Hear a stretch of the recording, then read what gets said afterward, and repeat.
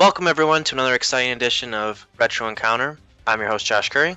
With me is Caitlin Argyros. Hi, as always. Well, not always, but a lot of the time, it seems. Chris Gebauer. Hello, everyone. Mike Salbato. Hi there. And Peter Triezenberg. Greetings. And we're here to talk about the ending of Parasite Eve. Yay! Woohoo! Although it You're seems like happy it's over. What a lengthy journey it was. I beat 4 final forms of the boss. Actually, I gotta say, yeah, after the last couple of bosses, I was glad it was over, because they were not fun.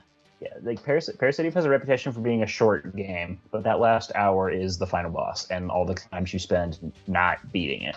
Yes. Yeah, the final boss makes it seem like it's no longer a short game. Yeah. Just gonna throw It's that really out there. fun. You get through that game comfortably, and then that happens, and you don't know what happened, where, what you missed, why. It's so crazy hard. And then if you're like me, and you get caught on the geometry when you're trying to escape, you have to restart again. Yeah, that must suck. Oh yeah. Oh, that would suck. Can you not save at that phone in the first room when where you're being I chased know. by it? I think the phone is broken. The phone is broken. Ah! You just got fun. And there's some jagged stuff there after you set that self-destruct, and it's not fun. It is not a good feeling, especially when you finally beat the boss for the first time. Well, and let's be honest, the third form is the boss, because everything else is pretty easy with that fight, but... Yeah. I mean, when it turns, It's just when a it turns warm into attrition. Sephiroth. Yes. a bald Sephiroth, but yeah. Bald Satan baby Sephiroth. Yeah. That is the most disgusting looking baby. It does not seem like it's That an cutscene's ultimate anything. It's nasty. It's got wings looking at you. I think Crying out. its fourth form is really pretty looking. It's a shame I have to kill it, but... No, I was Yeah, it looks much surprised more like it. by like the difficulty spike, because I think I died maybe once, and that was not to a boss, but to like a random mob earlier in the game, and had no problems with any of the bosses. And then Eve was not fun because she had some really difficult to dodge moves, grabbing moves that are really hard to dodge. And then the ultimate being, the third form specifically, is really hard with hard to dodge moves and shitty status effects that he loves to throw at you. And I had a bunch of medicine even, and I spammed through it and died. So Yeah, it's not fun. If you get It caught, seems like like the you said, difficulty all curve- that AoE stuff. Ugh. yeah, It seems like the difficulty curve up to that point was relatively like stable too. Like it was like it wasn't like easy. Like it wasn't really easy, but it was like it was a ride. It was taking you along through the story, like the Hollywood movie influence. And then all of a sudden, at the end of the game, they remember this is supposed to be an RPG. We need to make it challenging, and they gave you the final boss gauntlet from hell. yeah. I actually think Yeah. Eve is harder than the ultimate being, though. I despise that fight. I love when she jumps up into the air and throws a spear at you, and you can't see where you are, and you have to try and figure out which direction to run to not get hit by it. Yeah. That's fun. The hope for the best tactic. Yeah. Yeah, Just a whole lot of breaks the nope. combat mechanics. I think it got, and I was actually delayed a little bit, like towards the end, because I think it started ramping up when you get to the museum, actually. Because when you, at least at what level I was at when I got there, all of a sudden every enemy is hitting me for like 50, 60 damage, Yeah, they do. and it took so many rounds to kill things. Although I did notice that I maybe should not have been using grenade launchers. Oh, I was using a grenade launcher throughout. Well, I was for a while, and actually, today, I switched. I was watching I watched a walkthrough because I don't remember the stupid Triceratops being as hard as it was, because he'd hit me like 4 times and kill me. So I went and like upgraded some weapons, and I leveled up, and I was watching the guy, and he's using a handgun, and I guess I really wasn't thinking about the reload times and the fire times of the weapons. So even though the handgun that I had wasn't as powerful, I was doing way more damage and wasn't left open to attacks. Yeah. So that made all of a huge sudden difference. that becomes really important. Yeah. Yeah. Yeah, the lag, the difference in rate of fire and all the rest of it. I started using the shotgun after finding it in the sewers, and that made the museum specifically a lot easier just because you can hit multiple targets with a single shot. Yeah, splash it's damage spread. is great. And that splash damage, especially with those guys that roll at you, like armadillos and some of the more annoying, like jumping tiny dinosaurs, you can just kind of group them up and take them out in a few shots. But otherwise, especially with that shotgun, was not that useful for the final boss fight. Nope. Yeah. I missed that shotgun actually. Like, I didn't get any shotgun until the one in the museum, and I wish I had had one earlier. So I must have missed the passage or something. I only found it on this playthrough by luck because I got lost in the sewers underneath Chinatown and wasn't sure. I forgot how to get to the subway. I just completely ignored that door and was just trying to figure out where I had to go after draining the sewer, and just found a box and it was like shotgun. It's like, oh, thank you. And then 10 minutes later, I realized I was right at the exit and had been walking aimlessly for a long time. I'm pretty sure I saw every part of that sewer about 4 times. Oh, God. I used a guide, so I knew where to go. Yeah. Smart. Yeah. So I tried to be good because this is my first time through of not using a guide. Mm-hmm. So things like the sewer would have made sense. It's like, you know what, you're not really gaining anything, just use a guide.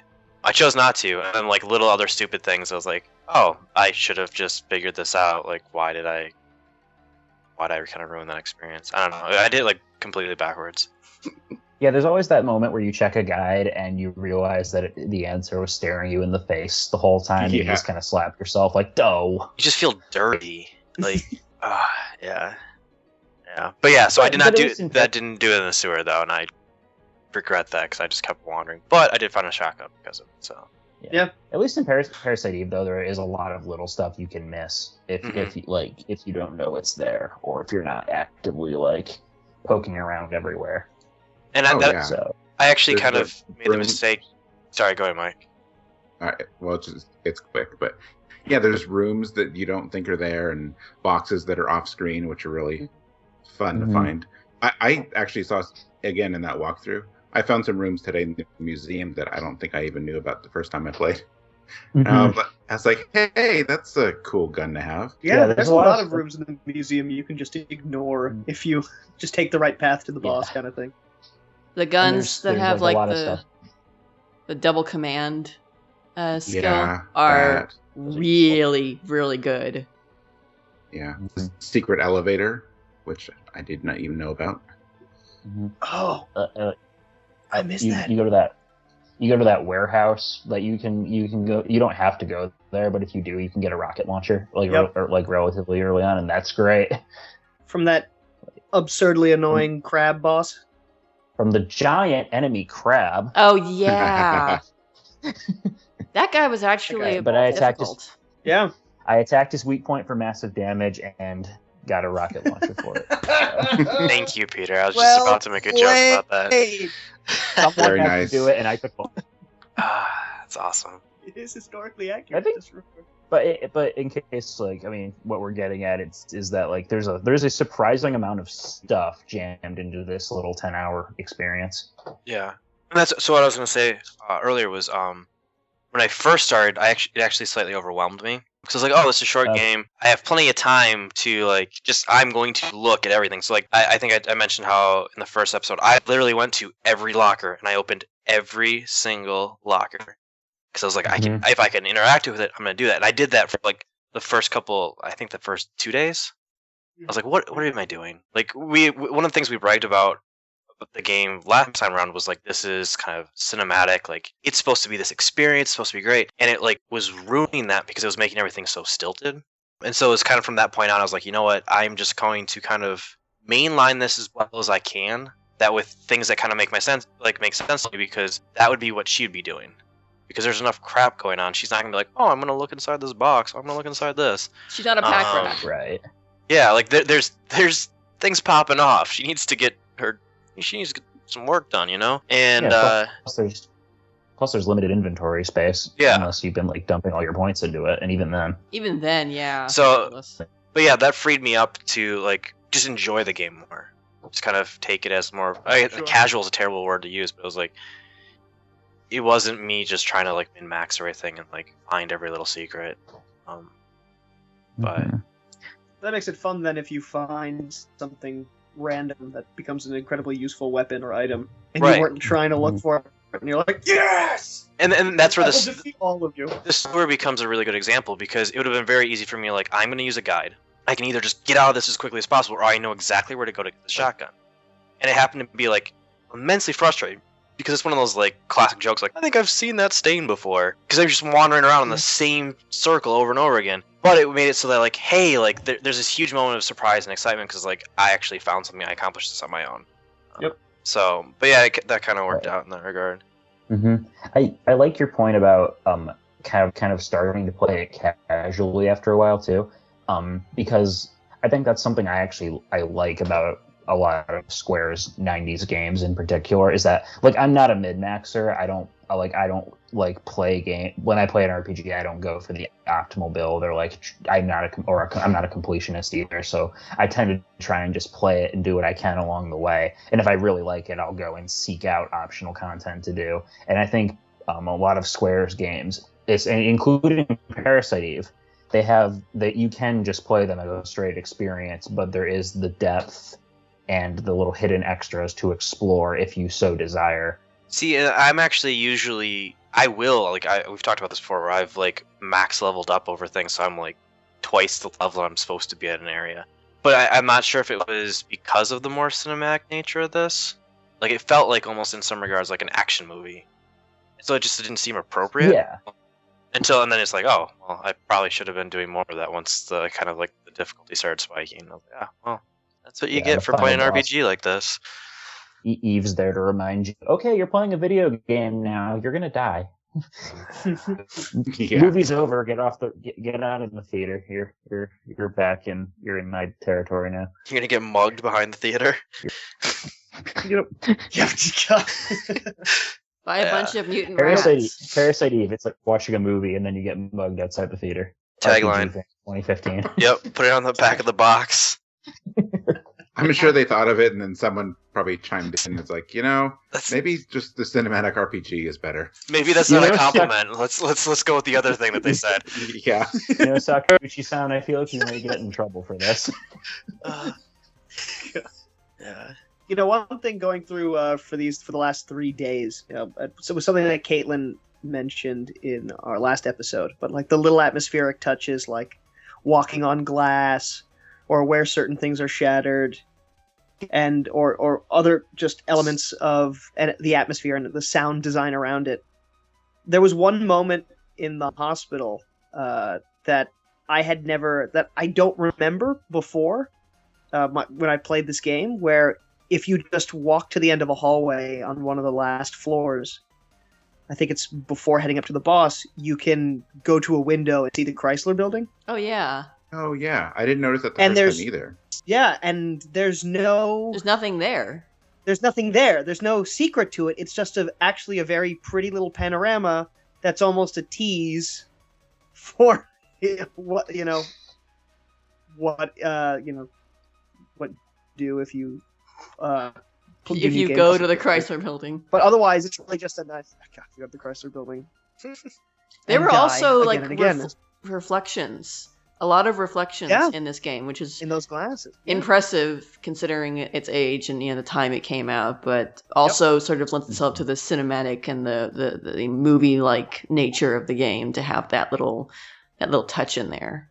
And that was so cool to me. Just you see the Chrysler building, you have her reflection, and if you move, the reflection moves with you, and it's just this little touch of you get to take a breather and just look out, and then you go in and you have to go to the roof and fight a boss. Ugh, spider boss. Ugh. Yeah. That was so much not fun. Yeah, just getting stuck in those webs. You don't have the range. What horror game does not have spiders of some sort?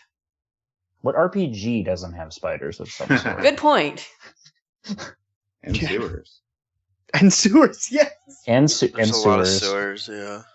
I don't get it either, because sewers, like, I understand why it'd be in something like Parasite Eve, but you look at a lot of more traditional RPGs, and there's colors, there's environments and whatnot, and they're like, you've been on all these like crazy cool places, but let's go to a sewer because that's exciting, right? No, it's all the same color. Why are we crawling through grates and holes? Well, because everyone already knows there are alligators in the sewers, so it's a good place to fight monsters. It's a good place to fight alligators. Alligators that turn into monsters and have like electric jaws.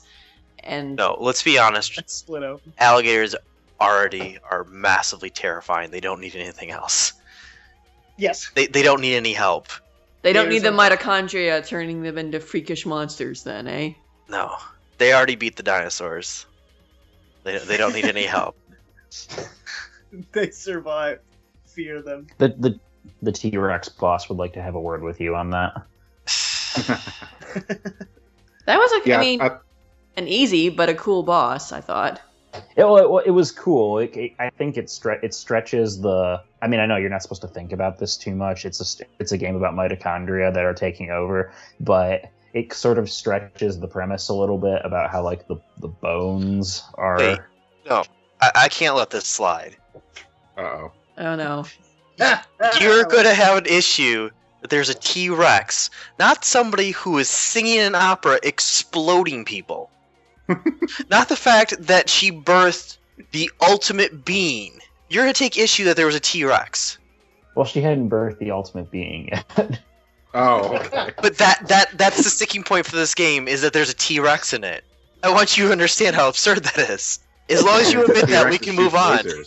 I will admit it is a somewhat silly sticking point, but of all of the weird, bizarre things that happen in Parasite Eve, it's the ripping off Jurassic Park that's where I toe the line. Well, okay, is it that there's a T-Rex, or is it that there's a T-Rex that breathes fire and can roar despite having no organs? That's all the mitochondria. I mean, obviously. It's Resident just Evil full of mitochondria. It's a mitochondria vibrating. It's okay. No, I mean, I don't mind that it's there, but he does. Well, he's not going to be on another podcast after this. Actually, yeah. Oh, wow. That's an idle threat if I ever heard one. You kicked me off just in time for the January podcast, Josh. That hurts. Yeah, I won't lose sleep over it. Oh, wow. Well, getting back to the museum. We're all friends here. So friendly. Now, it's weird, because I love a lot of that. But yeah, I know, right? I love that museum sequence. Part of it's because I've gone to that museum so many times since I was a kid, and we would take, school trips there when you're 5 years old. But I just love the idea, and it horrifies me a little bit, that concept of like walking through that museum one day and then everything's trying to kill you. I love it. I know we asked you this last time. Chris, but like, how does it hold up? Like, is like the basic layout, like, I know probably not identical. No, it's not even the close to what the museum looks like at all. I mean, the lobby of the main entrance. There's now also a very key big entrance that goes into the planetarium directly, but the original kind of main lobby is for 3 different big skeletons. Right there, all set up. So you walk in and you see I think one of them's a Brontosaurus and one of them's a raptor and the T-Rex. And then also the dinosaur section has Night at the so Museum, much since I was a kid. You have an idea of what it actually looks like. I have not, but there you go. You're right. I haven't watched that movie in years. Well, it's been a long time since I've been to New York, but hey, it's like you said, that movie took you there. That's all you needed. Well, no, but I have been there. Sounds like a Parasite sequel book. Of course, but like it's just I love. It's basically like the nightmare of 7-year-old me existing in a game. And to me, that's the coolest thing. Even playing it now, I just think that's still so much fun. Because I always used to think, what if that whale hanging from the ceiling, all of a sudden came alive and landed on me? Or you really need to. My imagination was crazy. I'm sorry, if I'm allowed for a shameless plug, you really need to watch Night at the Museum then. Because I know 7-year-old you will enjoy that Be movie. good. I know, but I'm not 7 anymore, and I don't know. Well, your inner 7-year-old will enjoy that movie, and maybe adult you can be too if you accept the ridiculousness of it. If I give it a chance, yeah. Yes, give it a chance. I should. I will. Sorry, that was my. I just enjoy that. That was your shameless plug. You had to get in. Well, we're talking about the Museum of Natural History and things coming alive at night in the Museum of Natural History. So, of course, I'm going to mention Night at the Museum, which I think is not that bad of a movie. I was asking. Mm-hmm. So what do you have to say, Josh? I'm waiting for the retort. No, I'm trying to be good now. I already threatened to kick Pete off the podcast, so I have to be good for a couple minutes. One time out. That was Born the one the negative front thing page. for the next half hour. So I'm sorry, your evilness is on a cooldown right now. Is that what you're saying? Yeah. Yeah, I figured, you know what, like, the audience isn't used to me striking out like that, so I'll chill for a little bit. Only 60 seconds left. Yeah. You're ruining it by having me explain it. So wait, because you can't say anything negative right now, you have nothing to say at all, except to explain why you're not going to say anything right now? Absolutely. Okay. Well, just so we all understand now, then. We're all on the same page. Yeah, we're all on the same page, so it's all good. Josh is full of hate and shitty taste in games. Ouch. Ouch. We're just telling the truth on this podcast. Ouch. Yeah. That's strike two, Peter. I'm actually curious, by the way, I because think- we were talking about weapons earlier. Sorry, I know, talking about the game again. Which is Yeah, weird, it's terrible. Did anyone? How did everyone specifically go through with equipment progression? Did you have a favorite weapon that you just poured upgrades that you would find into, and then just use tools to break that into whatever you found that was new and shiny, or did you stick with pistols? No, I should rifles, have. grenade launchers? I stuck with a pistol. Yeah. for the most part. You Tried went to. pistol away until I shotgun? tried to, yeah. I would generally, if I found something that had a better attack value, I would switch to it, and then I would use tools to move bonuses and whatnot from the old weapons onto it. Until I found the shotgun that has like 6 or 7 slots on it, and then I just started pouring everything into that. So I had it with double action and spread damage, and it also had acid on it. So I had a bunch of useful stuff on it, and I just kept sticking with that one at that point. But I guess I was doing it wrong because Yeah, that's basically what I did. I wasn't doing nearly as much damage at the end as I maybe should have been. I did watch a video of the last couple of bosses to try and see how I was doing it wrong, because I was getting hit by a lot of stuff. So it was like, they were doing a lot more damage with their guns, but I don't know if that was just. I'm not sure if they were doing that on a first playthrough or not, because they could have been on a second or even a third loop and have much stronger weapons. Mm-hmm. Yeah, But I wonder feel if like you're it's- watching the same video as me, because I was watching that today, and I'm like, how does this guy have a pistol with an attack power of 95 and I have 50? Yeah, it sounds about right. And He yeah, was he doing had like 40-something bonus points on his gun. Yeah. He's doing like 100 plus damage with each shot, and I'm doing maybe half that with each shot, so Yeah, pretty much same here. Because one thing that I kind of was going the pistol route. I think I used a rifle / machine gun for a little while, but then went back to the pistol, and that was going really well for me. And then I put the fire infused bullets upgrade on that gun, and then all of a sudden I was doing 9 damage instead of 50. And I'm sure it was just that section. I was in the warehouse at the time. I just think that because all those rats use fire, it was just bad luck. But it was just like, great, so glad this weapon I really loved is now absolutely useless.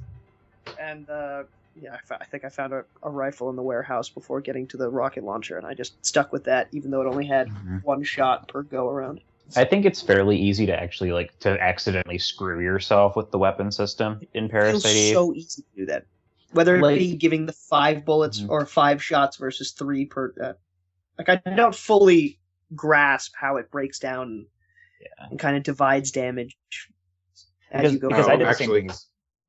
I did the didn't same thing know. as Caitlin. Sorry. Sorry, no, we're all talking over each other. I did the same thing as Caitlin, where I would every time I got a new weapon, I would start breaking them down and here are all the slots for my old weapon. But I think that accidentally can back you into a corner when you really want a certain kind of weapon or a certain kind of ability. even though they give you all those options, it's not really how I think they intend you to play through it. Like I think they intend you to have like something of a small arsenal as you're going around. Or like the swap according to use acid for these or guys. according to situation. Yeah. Sure. Which they don't really tell you a lot about. Like, it's not like the game like drops a hint, like being like, hey, you might want a different weapon for this scenario. They're just like, hey, you can take stuff from your weapons and put them into other weapons. And you go, ooh, shiny, I'm gonna tinker. Yeah, basically. But I'm gonna give it a pass. I'm gonna say that's making it more of a cinematic experience. So instead of like breaking kind of the fourth wall, like you can do this and explain it. Like, Yeah, just being like, figure it out. Yeah, you're the world's ending around you. Figure this out, and if you shoot something and it's not killing it, do something else. Well, there's like one tutorial in the entire game, and that's when Wayne is explaining, or Wayne or Taurus, I forget, is explaining to you how to tune up your weapons and stuff. Yeah, with modifications and all that. And yeah, it goes to that one page basically with 2 screenshots and bullet points. You're like, whoa, I haven't seen this before. You're like, okay, thanks, and then you never see it again. Am I playing a game here? I thought I was watching a movie. Maybe the rest of the time. Maybe the rest of the time they're just expecting you to use scan on all your enemies. Yeah, which I Yeah. never Did really anyone used do that ability, and I started to, yeah. It's not very helpful on bosses though, but because I don't think it shows you their HP on bosses. No, but if you're like, I really started using it in the museum too, because then I found out certain dinosaurs are weak to cold, so that helped. Oh yeah. Ice Age. Actually, that logic. It makes sense. Yeah, it does. It does. That should work. I love it. Are we still plugging movies? No, Yeah, exactly. I know that's sad. Ice Age is a real thing, but as soon as he said that, all I thought of was that squirrel, and then I realized he meant like the actual Ice Age. No, like the Ice Age. That's the real one. I was super bored this morning, and I like zoned out. And I guess my wife had the TV on, and all of a sudden they're like, "And here's where the glaciers came through and made the Great Lakes." And I'm like, "Yep, off." So, Ice Age is on my mind. Okay, well that sounds like a good place to transition then.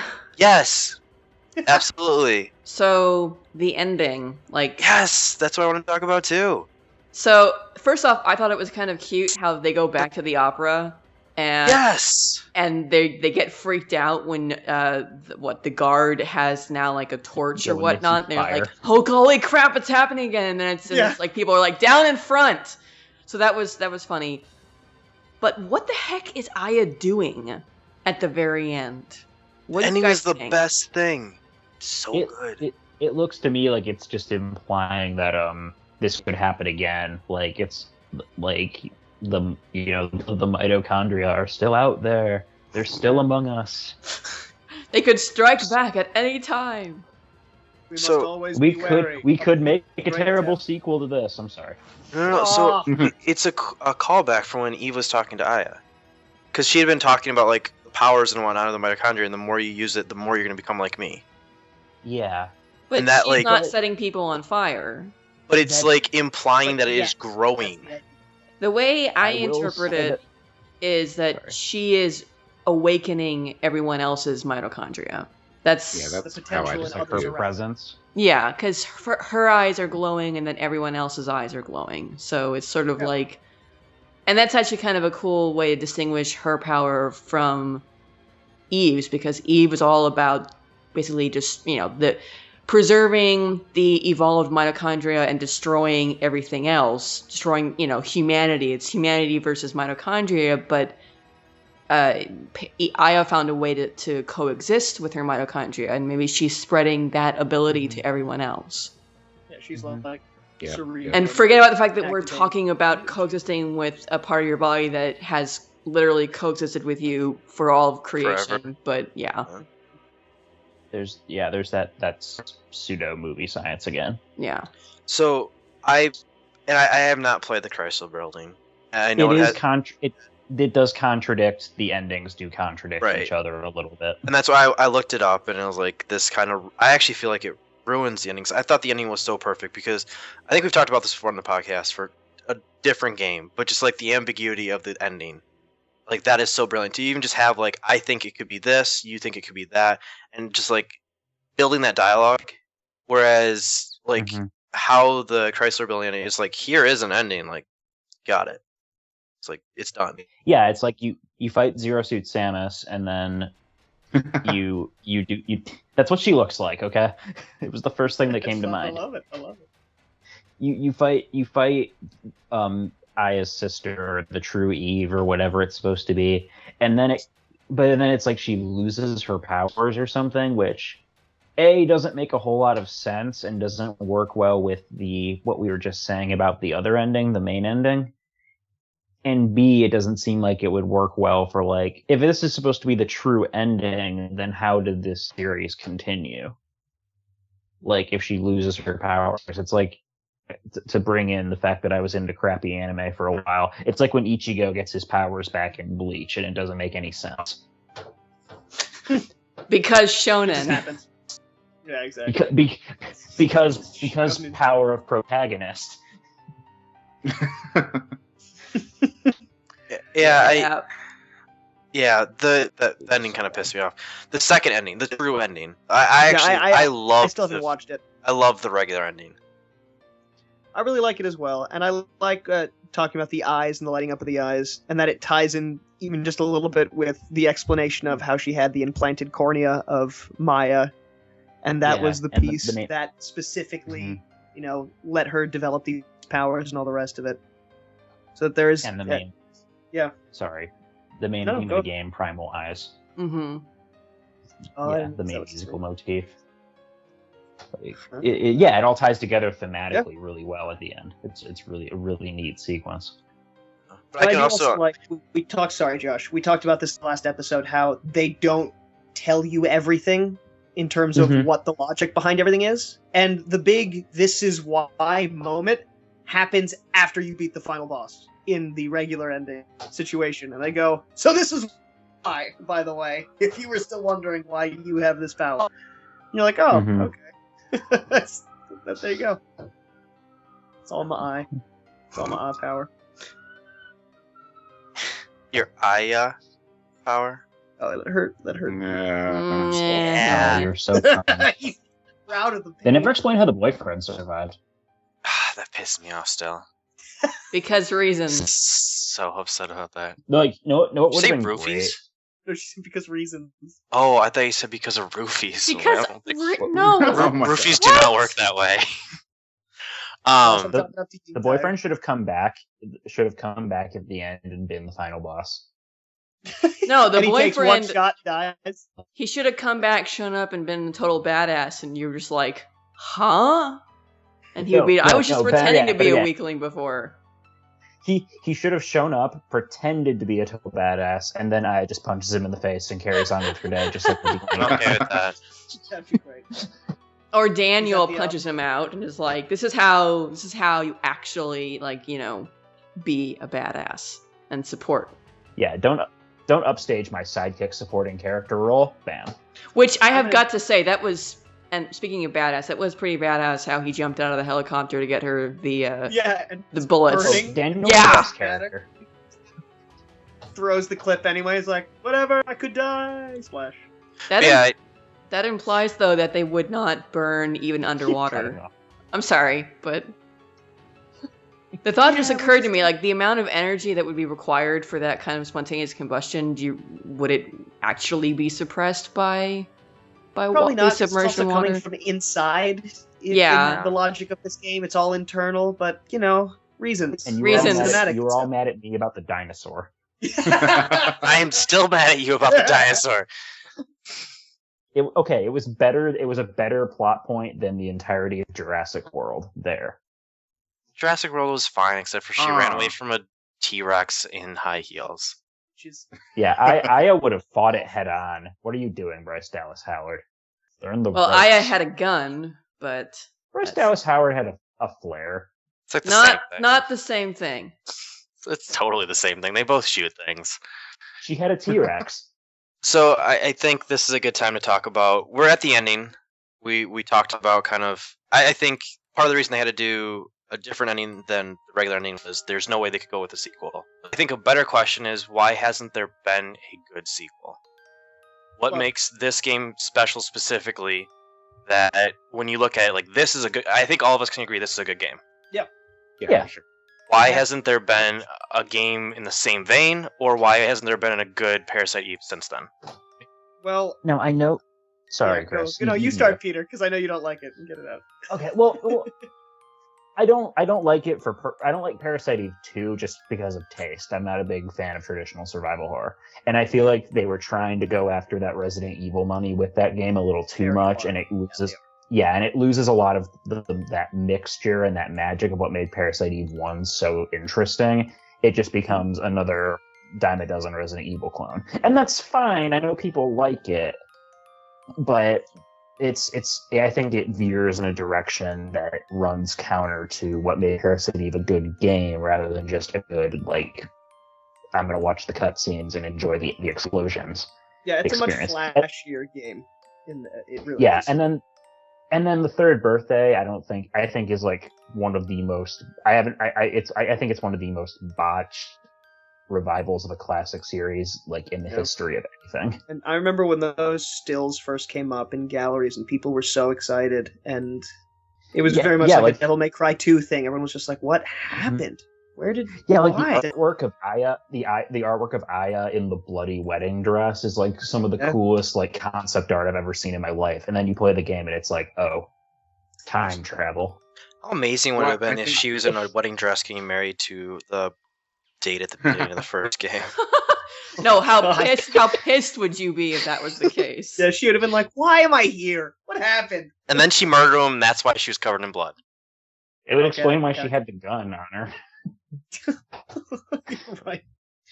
I think people were nervous. In case. Yeah. Sorry. I think people were nervous and excited because, it was originally a mobile game. Yeah. So you saw that artwork and you're like, okay, this is cool, but why are you making a sequel on a mobile device? And then it came here, and, well, there you go. So I always think of that. I'm like, I wanted it to be good, but I'm like, this is a mobile port, so I'm not sure if that's good or not. Which, doesn't necessarily mean it's bad, but you don't usually take a console game and follow it up there with a proper sequel. You do, you make that kind of game. It needs to actually have respect put into it when it's being made, instead of coming across as kind of... I felt like it always came across as disingenuous. Yeah, it doesn't have... Even if you go from Parasite Eve 2, it doesn't seem to have, other than Aya as the character and, the mitochondria, there's no gameplay or motif or through line that's very similar, at least from what I've seen in footage and all the rest of it. It just feels like, wait, why is this a third-person bad action game that just happens to star Aya Brea?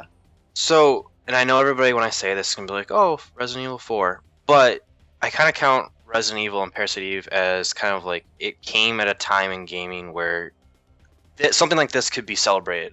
And I think it's something that's very hard to replicate. And I think that's why you look at this, you look at like the first two Resident Evils, and games were different back then. So things, like when you have these kinds of experimentation, it works.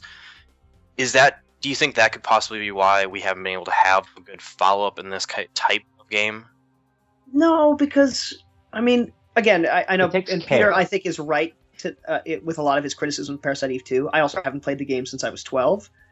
But it's not a bad game. Okay. It's just, it is much more of a Resident Evil clone through and through that just happens to be a continuation of the plot. It is tank controls. Although the magic system is much more involved than the first game, and much more intense, and a little closer in terms of the variety to more of a Final Fantasy. But, in that you have your actual, like, ice spell, electric spell, fire spell. Mm-hmm.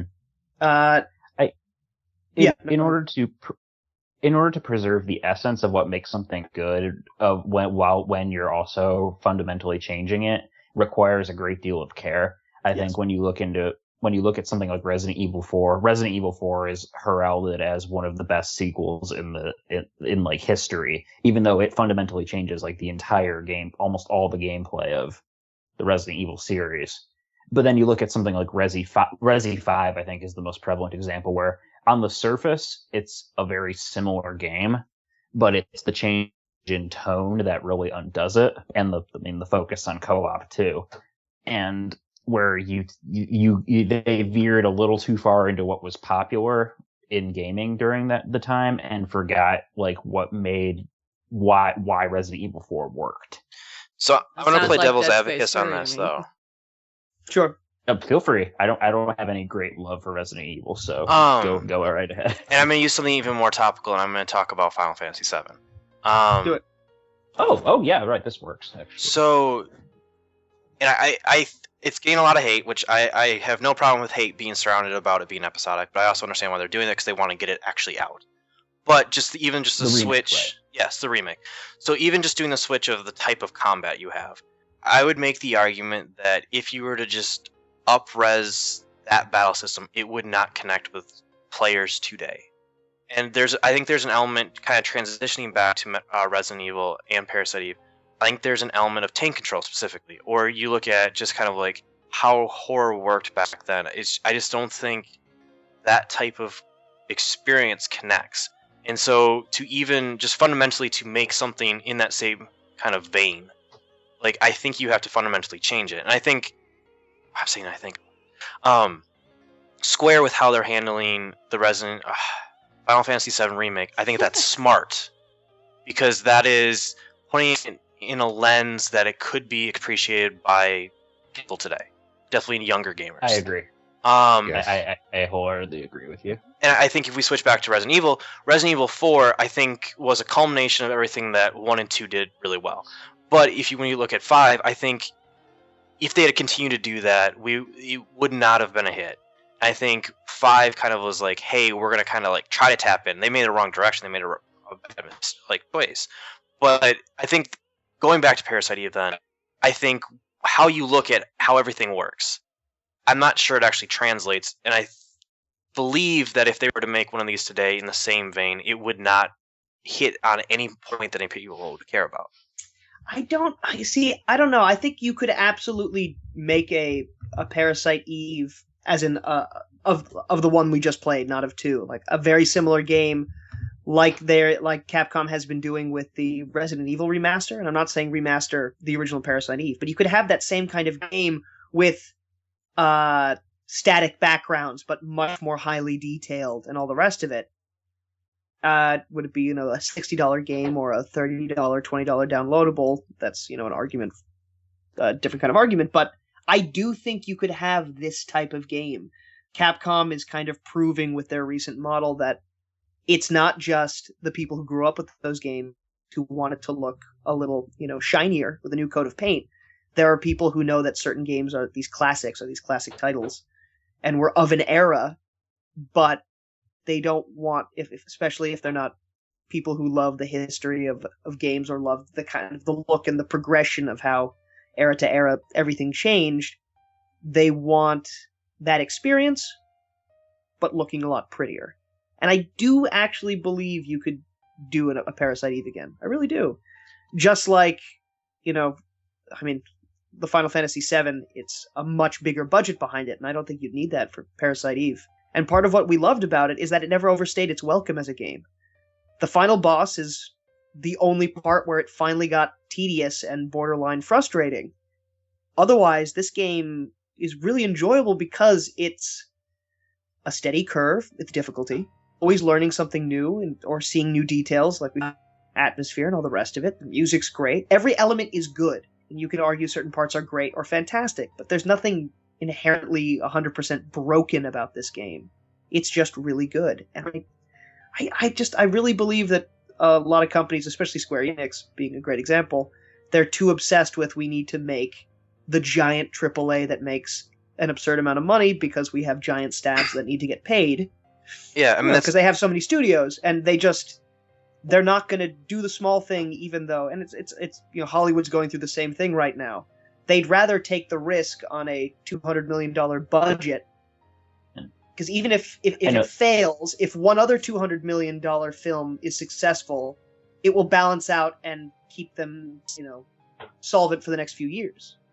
It's the risk-reward system versus you could do this with quality and people would be super happy. That's what Kickstarter's proving, and all the crowdfunding sites basically have proved single-handedly over the past 5 years.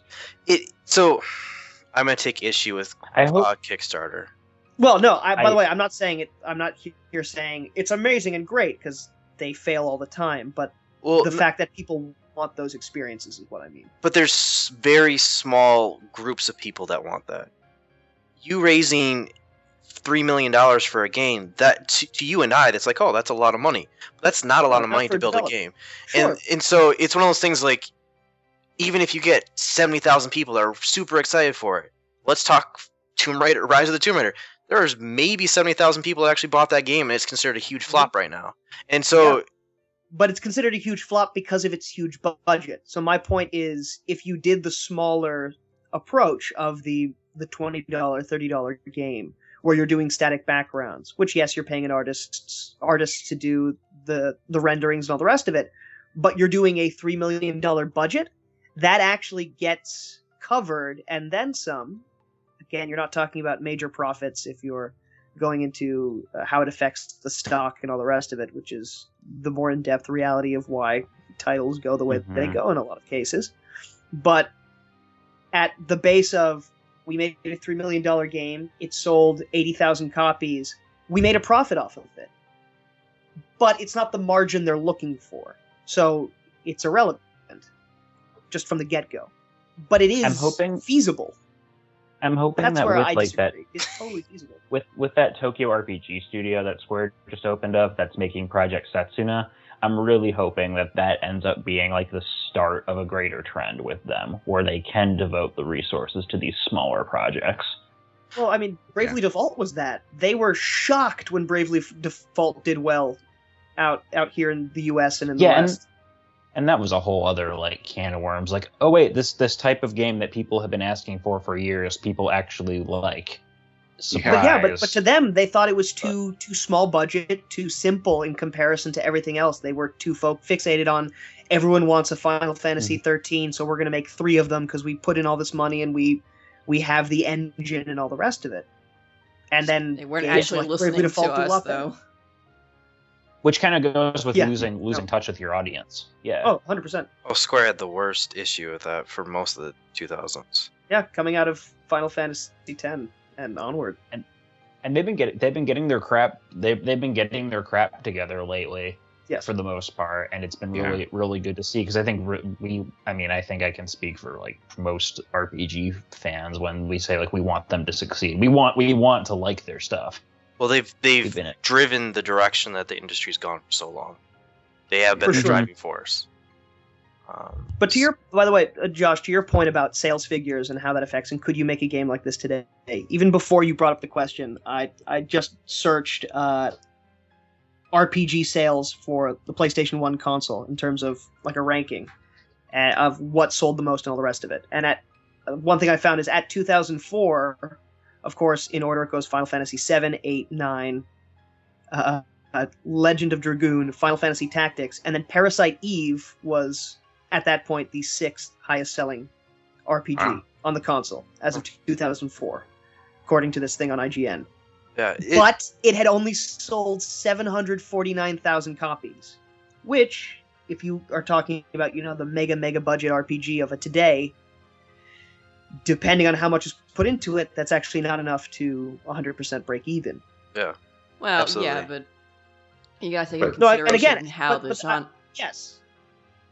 But I bring that up to say when you were talking about this was of an era where you could experiment because it was cheaper and all the rest of it, there is validity to the idea of, to an extent of, could you take a risk in the same way?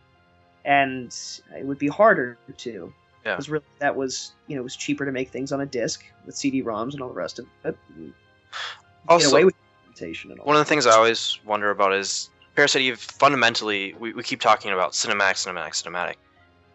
Would we want something revolutionary in that element as with its first release? Is that something that's tied with that name of having to push storytelling in games, or like how it's showing its story to us? Is that something that we would has to be involved in the next one? Is that why we didn't enjoy Third Birthday and the second one as much, because it didn't have those elements? I don't think so, because Third Birthday suffered especially from the same amount of like overcomplicated cutscene bull crap that it had the same writer as Final Fantasy 13. It was all the same problems and that stemmed from the same, you could argue the same I don't know, movement or whatever of games that Final Fantasy VII started, of taking RPGs and video games in a more cutscene oriented cinematic direction.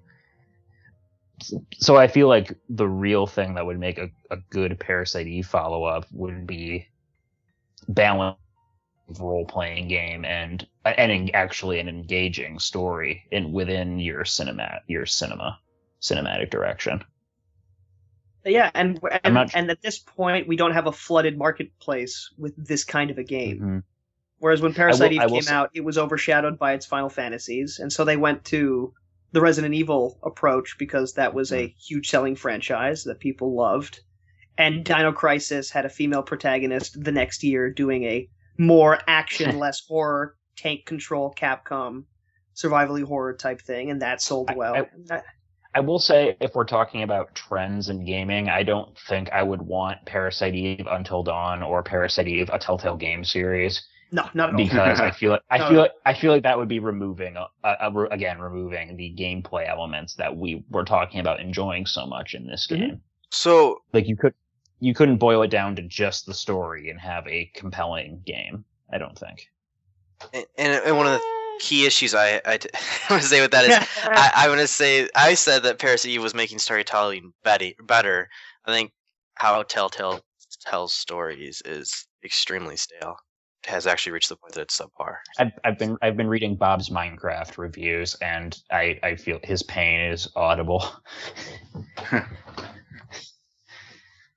I don't necessarily think that means that they're losing their touch. I think that means that maybe the subject matter wasn't the best.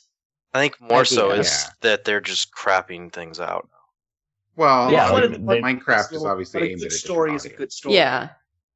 Yes, but at the same time, things aimed at kids can still be well written and fresh. And Pixar Inside says Out came out. Yeah, I was gonna say Inside Out came out this year and was like the best movie I've seen that wasn't Mad Max. But golden age of children's literature. There's plenty of great. Yeah, exactly, totally. But like at the same time, if you have a studio working on 8 games at once, which and they're not a big studio, and they're not a big studio, exactly. I just think that they're just stretched really thin. And I mean, they still haven't finished the first season of Wolf Among Us, have they? Yeah, or did they finally? They finished that a while ago. Yeah, what are you talking about? I actually thought that they didn't have the finale out. They just finished Game of Thrones after like a long hiatus, and now they announced a new season of that, and they're doing the Batman game and more Walking Dead. And the Marvel game. Yeah, that, and like, which is weird. Like, I'd say I would argue the marketplace is just as flooded for like the quote unquote like cinematic games, what we would call like your Until Dawns or your Beyond Two Souls or other. But they're not all from the same studio. That's the weird thing, is that this is one studio making the exact same formula of a game, and he's making 7 of them all at once. Whereas technically, those are other studios having a slightly different spin on it. Maybe that's not fair to say. Maybe I'm just being a little negative at this point, but I trailed. Caitlin, you were trying to I still think that they get overshadowed by the AAA, Assassin's Creed and Call of Duties, and even Final Fantasy still overshadows this style. That's so I don't think that it's being saturated so much. Well, I guess I'm talking from the perspective of I guess from someone who reads and follows the industry like we all do, where we're really plugged in. But you're right. No, when it comes to the actual numbers and the reality of it doesn't have the same reach by any stretch of the imagination. So to go off of Caitlin's point, and I'm going to do a sports analogy here, but you look at baseball. Mm-hmm. Baseball is, when it's in season, there's a game literally every day. So at some point, people just don't care. I'm sorry, but like you can just have this moment where like, you know what, I'm gonna stop paying attention, and in 2 months they'll be in the same place, and I'll figure it out then, and then I'll go to the playoffs, and the playoffs are really long, and then all of a sudden it's World Series, I'll pay attention. Good job. Yeah. You look at football. Football is amazing because you have essentially 15 games in the regular season. once a week. That's it. And they're tiny little events, and it gets super exciting. But then you go one step further than that, and you have the World Cup, or you have something like the Olympics, where it's every 4 years. And then there's this huge frenzy because you've been waiting for it. It's the same thing for games. When you have a Telltale game that is coming, there's a different Telltale episode every month. Even if it's different things, it's the same thing over and over again. Whereas you even look Grand at something... Theft Auto comes out every 5 years, Right, and and it's that's what I'm building up to. cultural event. Right, and that's essentially, you can say like, oh, Assassin's Creed, it's still crapped out every year, but it's at least only once a year. And then you go to that next step, and you have something like Grand Theft Auto. That is something that everybody has to take a look at because they have put so much love and care into it. And I think to bring this all back to Parasite Eve, we're going to somehow bring this in. That's essentially what we'd want. It's been a long time. Let's ignore 2. Let's ignore Third Birthday. It seemed like, and this is one of the things that connected with me, the Parasite Eve it seemed like a love letter to what they want to do. Like, this was a passion project. Yeah. And that's, to make something that would be so similar, you'd need that same love and care today. They made a buddy cop movie kind of game, outside of the moments where she's totally going solo, which of course is most of it. But when you have those, like the dialogue of that game, a lot of it is very buddy cop with either Maeda or with Daniel. Like they have the straight up like I'm too old for this shit moments early on in the game. Like that's the dialogue without it 100% being there. It's unique. I love it. Yeah, and that's what they need. Is they need that unique. They need that exciting. And that's I was never interested in 2, and Third Birthday just looked like it didn't have any of that care. So to go back to what we were saying, like what would make a good sequel? That I feel like that's what you'd need. Yeah, I just think you need and part of I guess why I brought up Kickstarter once upon a time with this whole thing was that you need those people who were there in the original project, or the diehard fans of, who come forward and go, hey, we're going to get all these people together who were behind that team, or we're taking that influence and we want to make that game again. It's like 343 with Halo. It's when that first happened, it was weird. Look, and I'm not a big Halo fan, so if you I'm criticize, a huge Halo fan. But everyone was okay, at least at the time. Maybe Josh, you'll argue otherwise, with them taking the reins because these were people who lived and breathed Halo, and they just wanted to do right by it. Now, again, as a fan, you could say whether they did or not, but I think Third Birthday was less about I want to do right by this, and it was someone taking that IP, kind of like what Peter said. You have the writer of Final Fantasy XIII being like, I'm going to take another female character and do the thing that I like doing with that character. In my own way, and not have any reverence to what came before. Right, and the reverence is the key word. And I actually get more excited when it is somebody that grew up with it, or somebody that had that great love, because there's that massive amounts of reverence, but then they're also not set in their ways that it has to be this way. Yeah, they want to try something new and maybe make it better this time. Yeah. As long as it doesn't turn into a Sly 4 situation where it feels just enough like the past games, but at the same time doesn't, so that it always feels a little off. Yeah, I can agree with that. Okay. I will say it's like to bring it back to Squaresoft, it's like why they haven't made a Chrono 3. Because they said like we would want the original people back. We would want to do it right. Chrono Cross is terrible. Shut up.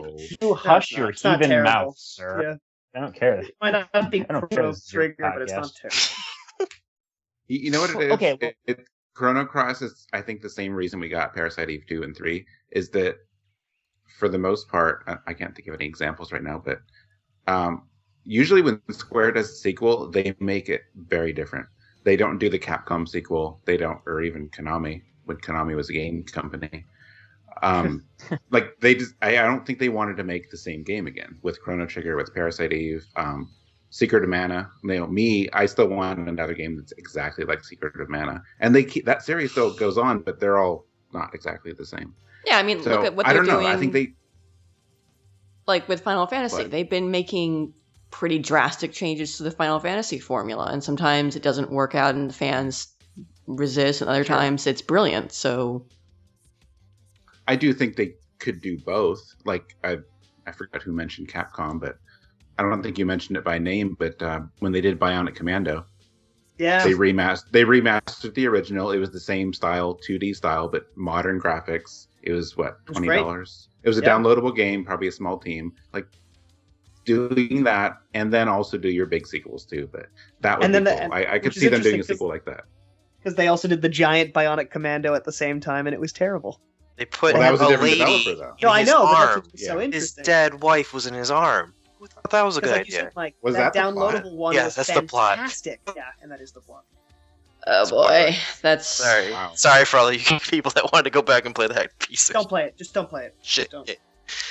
Oh, that's God. a bad motivating factor. Sorry. It's a really bad game. Then maybe people shouldn't be upset about the whole Fortress thing being canceled, because that was the developer, right? Yes. It was an American team. Yes and no. I would have liked to have seen it. Although I would have. That was I read some plot summaries, and I'm not quite sure I would have been happy with what they would have done to my favorite character. So I don't know. I think that has brought a close to whatever conversation we were trying to have on Parasite Eve. As always, goes to show that we like it.